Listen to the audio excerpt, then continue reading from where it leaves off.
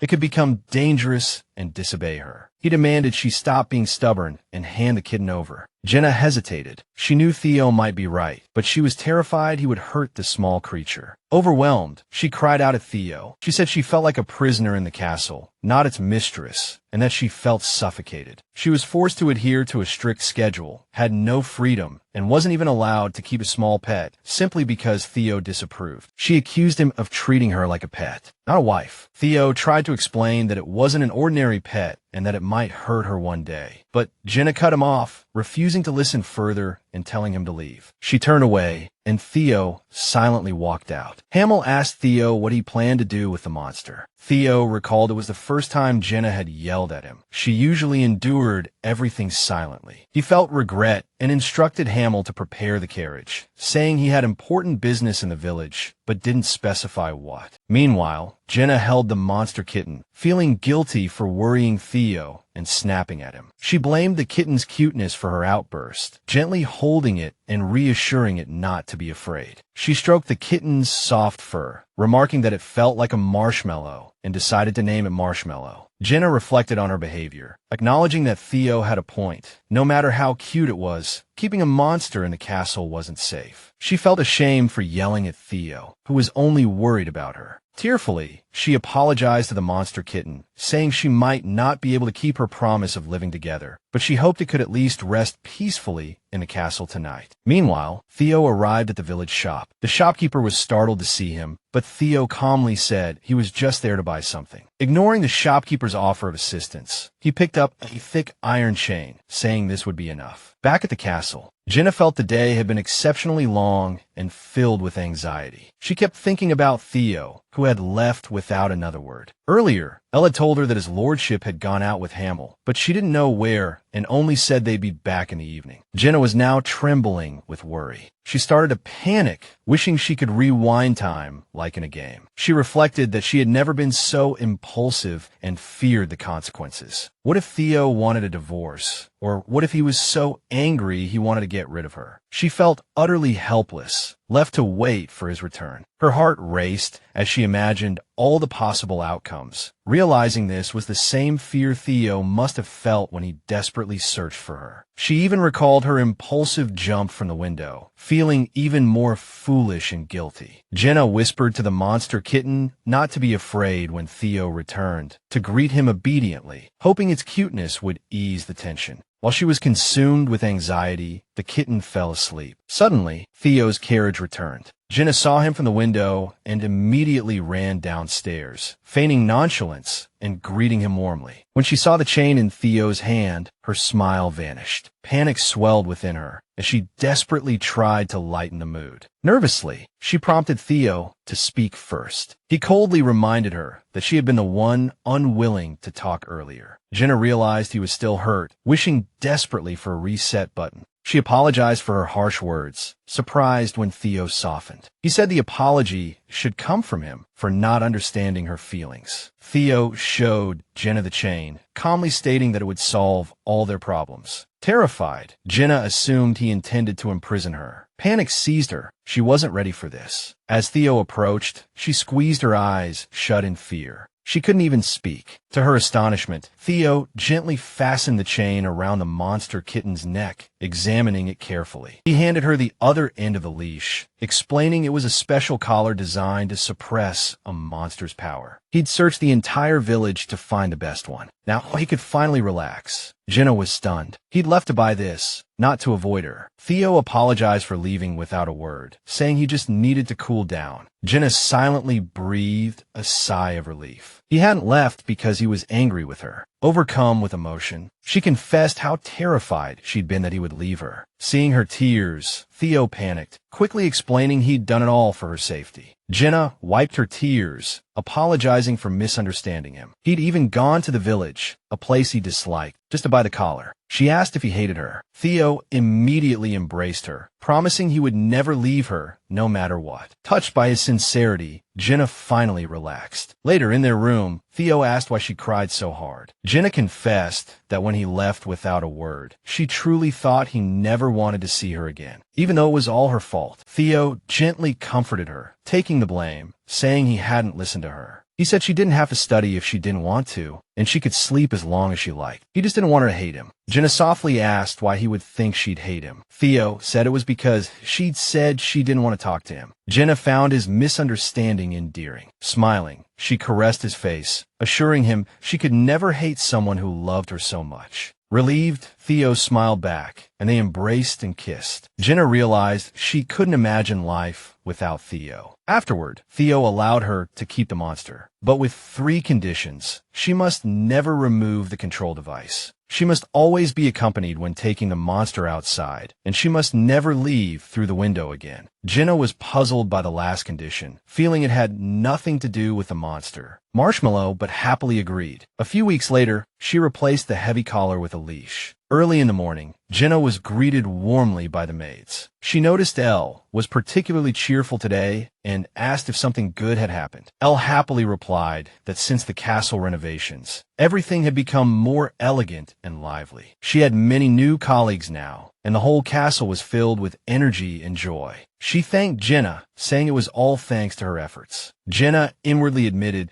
that she had actually been pursuing the imprisonment ending, intending to stay in the castle forever. She wanted to make her surroundings as beautiful and pleasant as possible. With her modern knowledge and the Duchess's wealth, she poured her heart into decorating the castle, making it both vibrant and luxurious. Jenna arrived at the library, where Hamel greeted her warmly, asking what book she was looking for. She requested the next volume of the book she had read before, and Hamel went to find it for her. Jenna thanked him politely, recalling everything that had changed after that emotional day. Hamel had stopped forcing her to study. At first, she relished the freedom, staying in bed all day. But after a few days, she quickly grew bored, especially since this world had no phones or internet. Surprisingly, the books she had once been forced to read and found boring now became interesting when she read them out of her own curiosity. Over time, she finished all the recommended books and realized she had unknowingly acquired all the qualities of a perfect Grand Duchess. She was amazed that she could remember everything after just one reading and wondered if the game settings were too powerful. Elle informed Jenna that she had a visitor. Curious, Jenna walked towards the drawing room, where a lady politely curtsied. She introduced herself as Angeli, the person now in charge of Jenna's wardrobe. Jenna, surprised, told Elle this was the first she'd heard of it. Angeli explained that it was arranged by His Highness, and she hadn't been informed beforehand. Angeli clapped her hands, and her staff brought in a large collection of gorgeous dresses, leaving Jenna speechless. Angeli invited her to choose any dresses she liked and offered to have custom outfits made for her. As Jenna admired the dresses, she suddenly felt they were familiar. She remembered seeing these designs before in the village dress shop. Jenna asked Angeli if they had met in the village, and Angeli was surprised Jenna remembered her. Angeli explained that after Jenna's visit, His Highness personally hired her to be Jenna's wardrobe mistress. Jenna was shocked, wondering why Theo made this decision without consulting her. She then asked Elle to look after Marshmallow for a while. Jenna went to find Theo, secretly watching him practice. She was captivated by his physique and couldn't help but drool. But when Theo noticed her, she panicked and covered up, saying she was looking for something she dropped. Later, Jenna brought up the fact that the owner of the village dress shop had come to the castle and asked Theo why he hired that person to be her wardrobe mistress. Theo explained that it was because Jenna had previously mentioned liking the shop and the beautiful clothes there. He confessed that this was the reason he hired Angeli. Jenna was stunned that Theo bought the entire dress shop because of a single comment from her, scolding him for making such a big decision based on just one sentence. Theo calmly responded, explaining that he didn't consider buying clothes a luxury, unlike Count Blake. He believed that beautiful clothes were important for noble ladies. Jenna was still somewhat dissatisfied, insisting that Theo shouldn't take every word she said seriously. She jokingly asked what he would do if she suddenly wanted to become queen. Theo replied without hesitation, saying that while it might take time, he would definitely make her queen if she wished. Jenna was startled by his serious answer, thinking to herself that she should be more careful with her jokes around Theo, since he always took her words to heart. At night, Theo was reading. Jenna entered the room and asked if she could sleep there. Theo hesitated at first, but agreed. Jenna happily sat on the bed, excited to spend the night with him. Theo, worried she might be cold, covered her with a blanket and wished her good night. Then he slept on the floor. Jenna felt confused and disappointed, wondering why Theo always kept his distance from her when she hoped for more intimacy. She looked at herself in the mirror, at her beautiful and lovely appearance, and couldn't help but feel annoyed. They had been married for a month, yet Theo remained indifferent towards her, and nothing had happened. Even when she tried to share the bed with him, Theo always snuck onto the floor after she fell asleep, leaving Jenna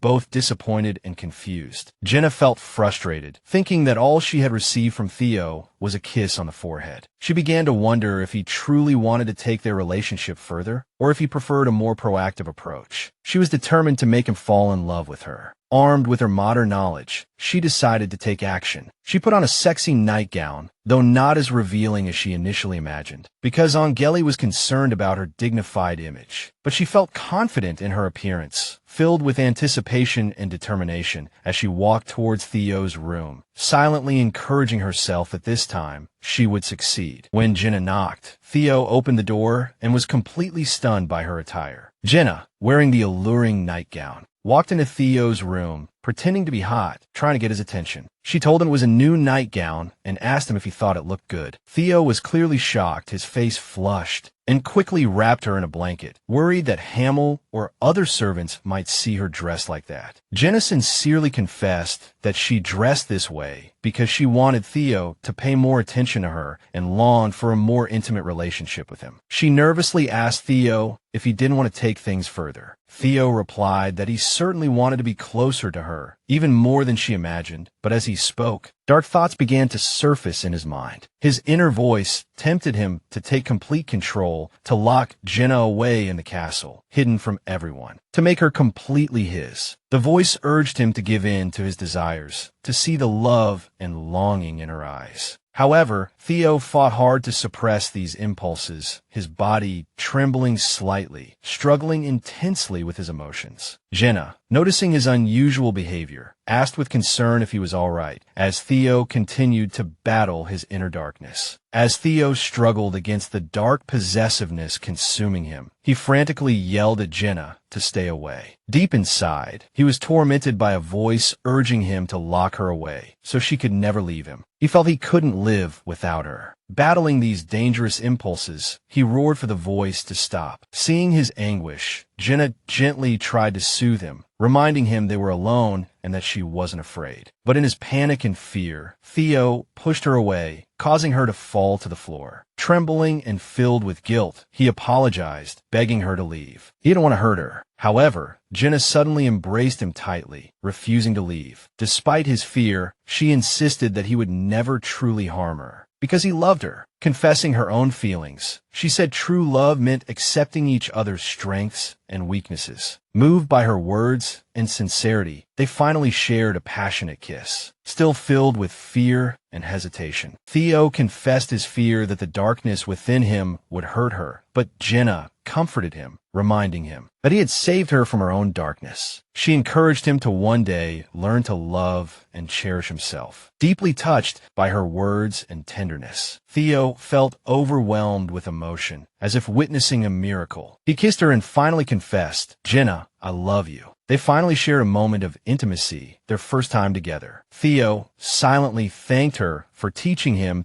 the true meaning of love. After their tender moment, Theo smiled, watching Jenna sleep peacefully in his arms, still holding her little monster cat, Candy. In his eyes, she was like an angel. At that moment, he realized that no matter her true identity, even if she were a witch or an assassin, as long as she stayed by his side, nothing else mattered. But just then, Candy made a small sound, and Theo's expression immediately darkened. He felt a pang of jealousy towards Candy, bitterly wondering why he had to share Jenna's affection with a beast. A dark thought crept into his mind. Perhaps this was a good opportunity to throw the little creature into the forest while it slept. Theo remembered Jenna's heartbroken words from before, when she had cried, saying that if he didn't like it, she couldn't even keep a small pet, and told him to stay away from her. Realizing how much she had been hurt, Theo suppressed his jealousy towards Candy and didn't act on his impulse. He didn't want Jenna to hate him. As long as she stayed by his side, he was even willing to accept everything she liked. Just then, Hamill knocked on the door, informing Theo that the preparations for his outing were complete. Theo replied that he would be ready soon. As he was about to leave,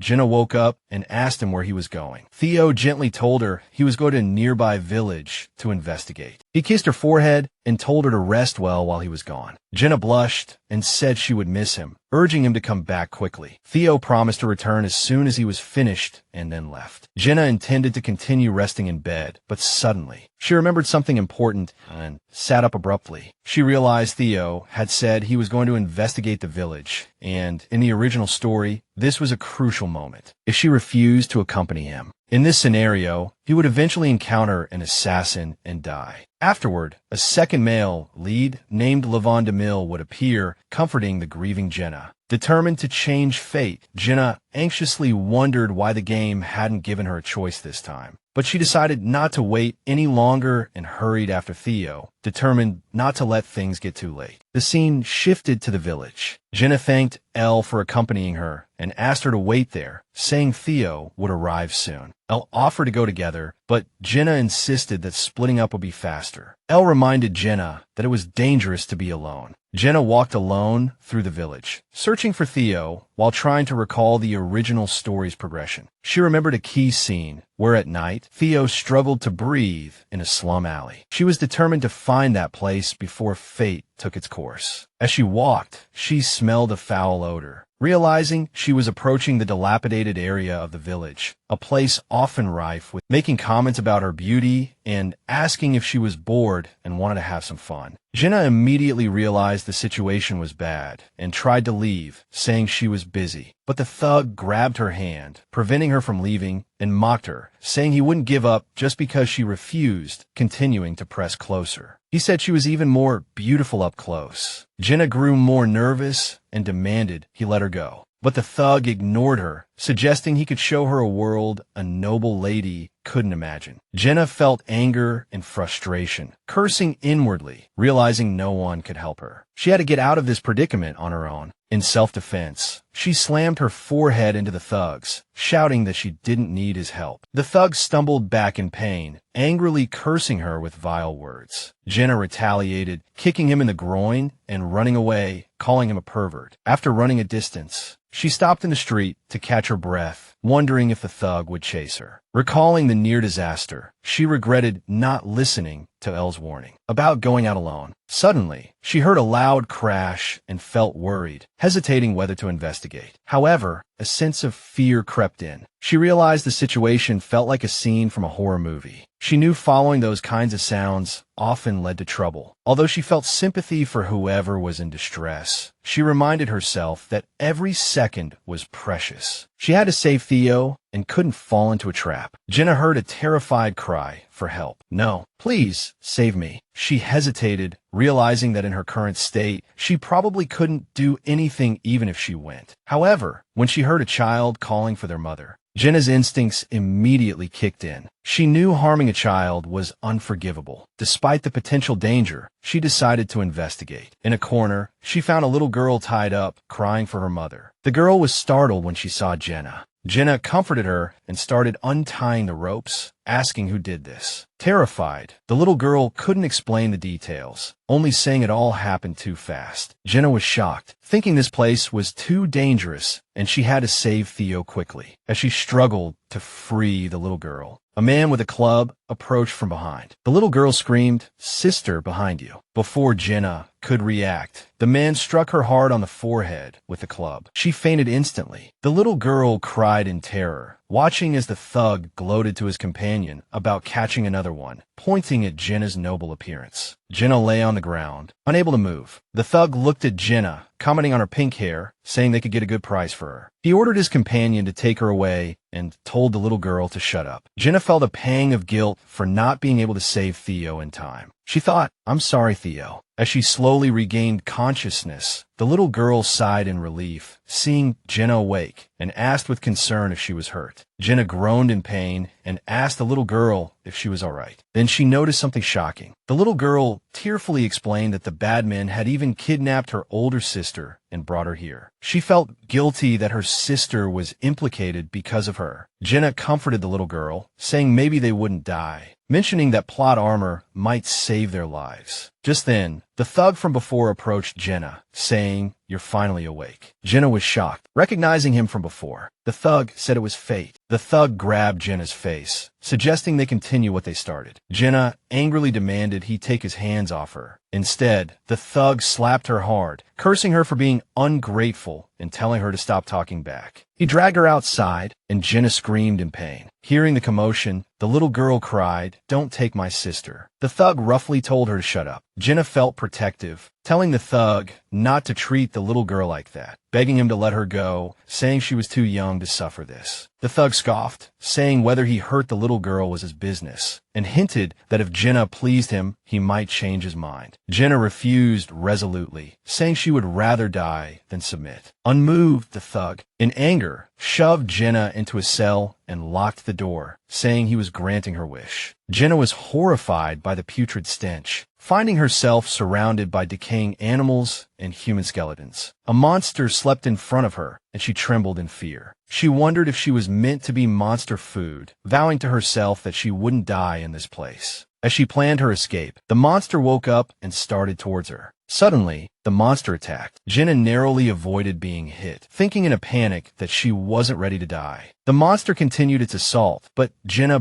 barely dodged each time. She frantically searched for a way out, determined not to become monster food. In desperation, she screamed for help, but the monster lunged again. Jenna instinctively closed her eyes in terror, screaming and pleading for the monster to stop. Suddenly, she felt a surge of black magic emanating from her hands. Surprisingly, this power tamed the monster. Jenna wondered, confused, if she had somehow reached heaven, but then she noticed the monster behaving like a friendly puppy, wagging its tail and whimpering softly. She tentatively tried commands like sit and lie down, and the monster obediently followed. Astonished and relieved, Jenna guessed that perhaps the monster saw her as one of its own kind, explaining its sudden affection. Jenna asked the monster to bite through the ropes, binding her hands. It gently gnawed through the cords, freeing her. Grateful, after a moment of playful consideration, she decided to name the monster Bobby. The monster licked her affectionately, seemingly pleased with the name. Jenna then remembered she had been thrown in as food and angrily vowed revenge. But first, realizing the cell was still locked, she focused on escaping. Cleverly, Jenna used a bone to attract Bobby's attention. She showed it to the monster, then tossed it towards the locked door, shouting, "Fetch." Bobby, like an obedient dog, lunged for the bone, smashing the door open. Thrilled with the success of her plan, Jenna praised Bobby as a good boy and decided to call him Bye Bobby instead. She happily declared that he had imprinted on her and suggested they escape quickly before anyone showed up. Meanwhile, back at the castle, Theo returned from his patrol earlier than expected. He had even managed to buy Jenna's favorite dessert before it sold out. He was greeted by Hamel upon his arrival, but Hamel noticed that Jenna was not present. Theo was confused, as he assumed Jenna would be at the castle. Hamel informed him that Elle had said Jenna had gone out with him earlier. Just then, Elle arrived on horseback, panicked, urgently calling for Hamel. Seeing Theo already present, Elle grew even more nervous, realizing something was seriously wrong. Theo, his expression grim and anxious, demanded to know where Jenna was. Elle, sweating and stammering, confessed that Jenna had likely been kidnapped by human traffickers in the slums. Tearfully, she apologized, blaming herself for not staying with Jenna. Theo was furious. Meanwhile, the little girl, tied up, trembled with fear, blaming herself for Jenna's predicament. Just then, Bye Bobby appeared before her, staring intently with its bright eyes, terrifying her. She panicked, thinking she was about to be eaten. Unexpectedly, Jenna arrived riding on Bye Bobby's back,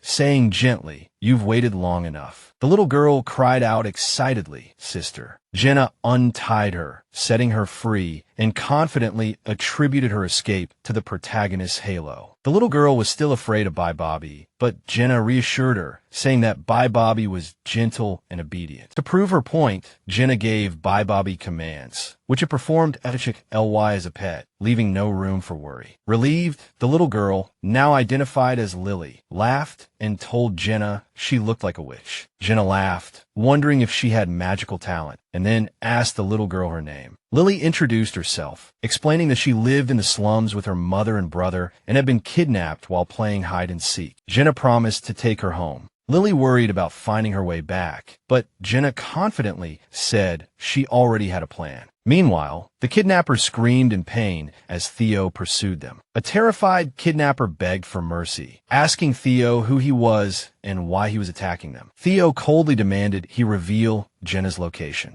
The kidnapper pretended not to know Jenna. Theo stabbed him again, warning him that his previous answer was wrong. Theo vowed to return to Jenna soon. Jenna and Lily, riding on Bobby's back, burst through door after door, escaping. Jenna excitedly praised Bobby, joking that they didn't even need to use the doors. They could just smash through the walls. But Bobby suddenly slipped, seemingly due to Theo's attack, and both Jenna and Lily fell off. Jenna then spotted Theo and called out to him. Relieved to see her safe, Theo rushed towards her. Jenna embraced him tightly, and Theo, filled with worry, pleaded to stay in this moment a little longer. Jenna reassured him that she was all right now. Still shaken, Theo told her she must never wander off alone again, revealing his deep concern for her and the unbearable thought of losing her. Jenna apologized to Theo, promising never to worry him again. But her attention quickly shifted to Bobby, who was groaning in pain. Jenna worriedly asked what they should do about Bobby, as it looked seriously injured. Lily, equally concerned, asked what they should do next. Theo immediately told Jenna and Lily to step back, preparing to deal with the monster himself. Jenna immediately defended Bobby, insisting that it wasn't dangerous and always obeyed her. She demonstrated this to Theo on the spot, showing how Bobby followed her commands, remaining docile even when nicked by Theo's sword, proving its tameness. Jenna emphasized that it was thanks to Bobby's help that she was able to see Theo safely. Theo was shocked when he saw Bobby, realizing it was a Scythus wolf. This was a high-ranking monster, known for its aggressiveness, not only harming humans, but also attacking other high-ranking monsters. He couldn't understand why such a creature would follow Jenna.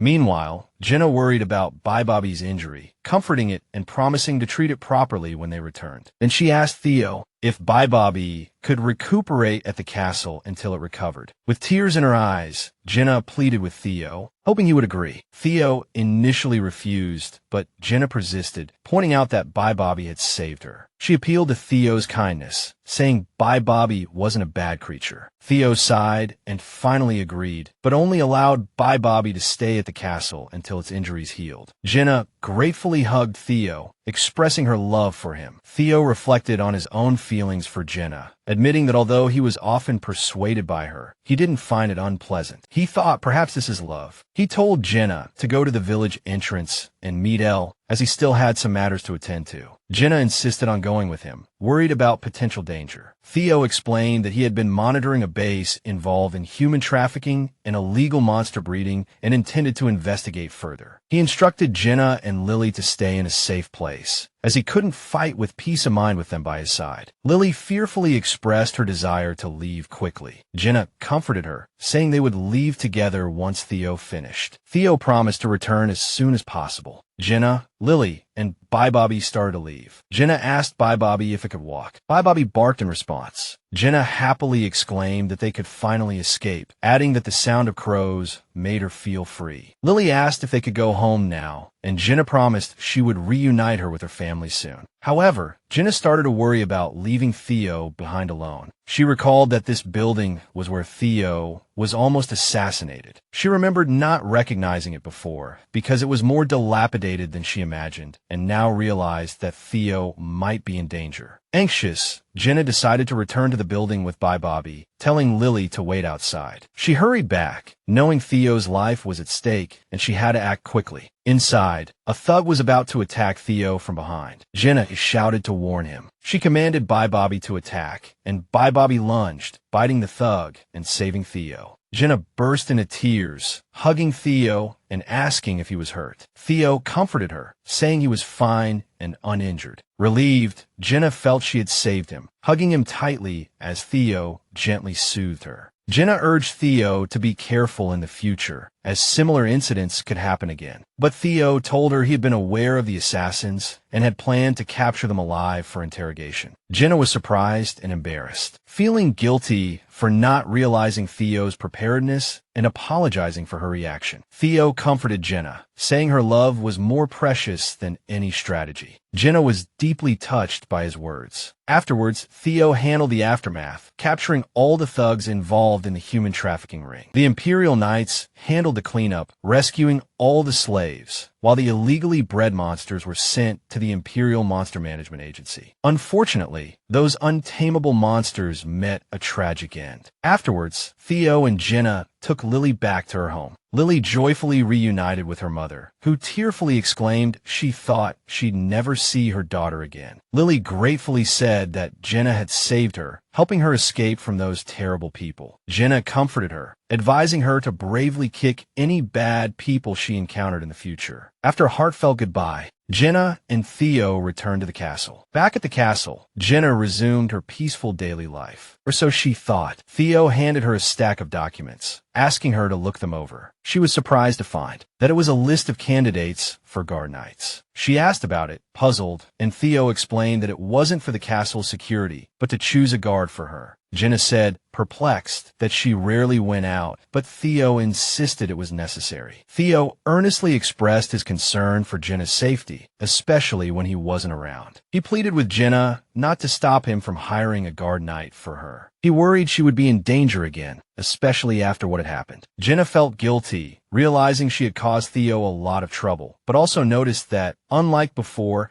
Theo now listened to her opinions and considered them. Theo reassured her, saying she didn't need to decide immediately and could take her time considering the list of candidates. He trusted her judgment and told her to let him know when she found someone suitable. Jenna reflected on how Theo, once so autocratic, now respected her opinions. She promised to consider it carefully. Before they could continue their conversation, she suddenly remembered she needed to take Marshmallow for a walk. And Bye Bobby too. Theo, still concerned, told her not to push herself too hard and asked Hamill to accompany her for safety. The scene shifted outdoors, where Marshmallow and Bye Bobby were arguing, the kitten meowing and Bye Bobby barking, while Jenna and Hamill talked. Jenna apologized to Hamill, feeling that he must be very busy. But Hamill reassured her that assisting her was his duty and she needn't worry. She scolded Marshmallow for not taking care of Bye Bobby. After all, Bye Bobby had arrived first. Then she criticized Bye Bobby for always provoking fights, especially since he hadn't fully recovered, despite her efforts to mediate. As soon as Marshmallow and Bye Bobby made eye contact, they started arguing again, the sounds of meows and barks filling the air. Jenna trembled with frustration at their endless bickering. Exasperated, she yelled, asking if they were even listening to her. Hamill tried to calm her, saying they just needed time to adjust to each other. Jenna worried they would actually hurt each other. Suddenly, Hamill noticed suspicious movement behind Marshmallow and Bye Bobby. He immediately stepped in front of Jenna, warning her about intruders in the castle. A magic portal suddenly opened, startling Jenna. She immediately called for Marshmallow. Just then, a man emerged from the portal and picked up Marshmallow. Jenna cried out Marshmallow's name in alarm and shock. The intruder scoffed at the name, finding it both strange and amusing for a monster. He said it was interesting. Annoyed, Jenna wondered who this elementary school-looking kid was. She told Bye Bobby to go find Elle and make sure she was safe. Bye Bobby barked fiercely at the child. The child, noticing Bye Bobby, was surprised that Jenna had tamed a Scythus wolf. Jenna angrily warned him not to touch Marshmallow, just because it was cute, demanding he put the kitten down and called him a brat. Offended, the child mocked her ignorance. Jenna retorted, jokingly suggesting he was having a Chinibu episode, and again demanded he put Marshmallow down. Before Jenna could act, Hamill began to warn her to be careful of the child, but the boy interrupted, threatening that if she didn't obey, her pet would vanish without a trace. He dramatically declared himself the great mage, Athens. He added that she should be honored to meet him. Then, cruelly, he said that if she wanted to save Marshmallow, she should start begging. Sensing danger, Marshmallow began to tremble anxiously. Seeing Marshmallow struggling to breathe, Jenna suppressed her anger and prioritized its safety. Forcing a smile, she politely asked Athens to return Marshmallow, feigning apology and reflecting on her behavior. Athens finally put Marshmallow down, saying her apology wasn't sincere, but he would let it go. The trembling marshmallow rushed into Jenna's arms, and she gently held and comforted it. Athens mocked her for being deceived by appearances, questioning what did it matter if a monster died. Jenna firmly replied that all lives, whether human or monster, were precious. Athens insulted her again, but before he could approach, Hamel stepped forward to block him. Hamel warned that he would use force if he came any closer. Athens threatened Hamel to move or die, arrogantly comparing him to a puppy unaware of a tiger's danger. Jenna was exasperated by Athens's exaggerated and arrogant manner of speaking, thinking he was like a Chinibi teenager. Hamel calmly warned Athens that the Grand Duke had strictly forbidden anyone from approaching Jenna. Unfazed, Athens smiled and casually addressed Theo by his first name. Jenna was surprised that he seemed familiar with Theo. Athens told them to inform Theo that he had arrived. Before they could react, Theo suddenly attacked Athens with powerful magic, unleashing a massive shockwave. He immediately rushed to Jenna's side, explaining that he had followed because of the wolf's unusual behavior. He was relieved he hadn't arrived too late. Jenna reassured him that she was fine. Athens, unharmed by Theo's powerful attack, taunted him, acknowledging his strength. Jenna was shocked that Theo's magic had no effect on Athens, wondering who this mysterious child really was. Theo sternly told Athens to address him with a proper title. Athens refused, saying Theo had once allowed him to call him that. But Theo clarified that now only Jenna could address him so informally. Jenna found the exchange a bit cheesy, but she was secretly pleased. Athens accused Theo of being irrational because of a woman. Theo became serious and protective, warning Athens that he was the one who was crazy, daring to trespass and threaten Jenna. He ordered him to leave immediately or face dire consequences. Athens chuckled, acknowledging Theo's growth. Then, saying he was merely making an appearance and would return soon, he departed. Jenna sighed in relief, feeling as though the sky itself had brightened. After Athens left, Jenna, curious, asked Theo who that boy was, realizing he wasn't an ordinary mage. Theo explained that Athens was a hound of the Empire. He recounted how the Selonian Empire had been repeatedly attacked by monsters, forcing the emperor to rely on the powerful mages of the magic towers. These mages demanded compensation in exchange for their protection. This arrangement helped maintain the empire's stability for hundreds of years, until everything began to change during the reign of the 15th emperor. Theo explained that this emperor considered relying on mages for protection a disgrace and risked signing a mysterious, forbidden contract, the details of which remained unknown. But since then, the mages have been forced to obey the royal family's commands. Thus, they were known as the Hounds of the Empire. Sipping her tea and enjoying a pastry, Jenna remarked on the chilling nature of the story and asked if Athens was one of these mages. Theo confirmed that Athens was not only from a magic tower, but the master of the third magic tower. Jenna was shocked to learn that Athens, who looked like a teenager, was actually over 300 years old and the master of the third magic tower. She realized he wasn't feigning childishness. His personality was genuinely eccentric and unforgettable. Jenna was surprised she hadn't remembered such a distinctive character before coming to this game world. Visibly worried after Athens' sudden appearance, Theo urged Jenna to remain within the castle for her safety. Touched by Theo's concern and realizing the situation was more serious than she'd thought, Jenna agreed to stay home until the matter was resolved. Theo expressed his gratitude and promised to strengthen the castle's protective magic to ensure her safety. Jenna felt increasingly uneasy, noticing Theo was more anxious than ever. Since Athens was a character who didn't exist in the original game,